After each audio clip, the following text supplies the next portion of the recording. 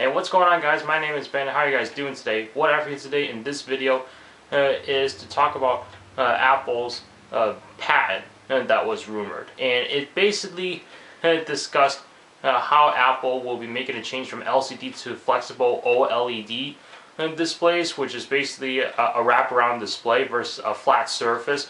And you know, a link will be in the description below to the article that I read about this. You know, basically Apple is trying to do this before the iPhone 8 comes out. And you know, after reading the article, it just kind of got me a little bit confused in a way because, I mean, the thing about it, we have phones that are curved, believe it or not, that have a curved screen, you know, whether it's on the sides or the top and bottom. And you know, with a flexible OLED display, so that means like you'd be able to bend the phone, you know, while it's flexible. I mean, I didn't quite understand where people or Apple was going about this, but then again, these are just rumors, and normally I don't talk about rumors that much, except, you know, for certain ones I find very interesting. And this one, in this case, it just left me with a question mark on my mind.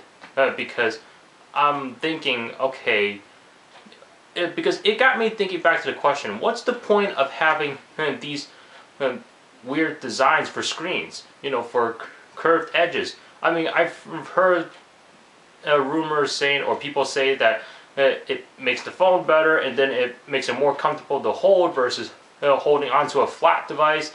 And you know, there are multiple reasons for this. For a flexible OLED display, I'm thinking, okay, isn't this, you know, a phone that can be, I don't know, bendable in a way, but not break? I mean, is this going to make it any more comfortable to hold? Is it going to be any heavier to hold? Then again, this is talking about the iPhone 8, which, I mean, we got a long way to go pretty much, because we got to wait for the iPhone 7 and the 7S, well, however they want to call it, then the iPhone 8. I mean, pretty much, like, people are predicting the future already, but you never know. These are just rumors, therefore they're not always going to be true.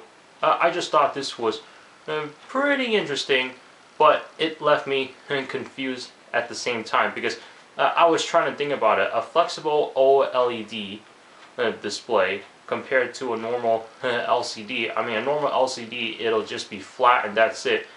You know, I'm actually at a loss. That's why I wanted to talk about this, to see what you guys have to say after reading the article, unless you guys heard something about this from somewhere. But other than that, you know, I'm not sure like where the future of smartphones is gonna take off, because I mean, when it comes to software-wise and applications, productivity, you know, the software is always improving.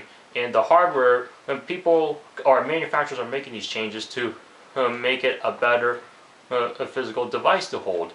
And with a flexible OLED display, I'm like, okay, so what's going to happen with smartphones, with screens in the near future?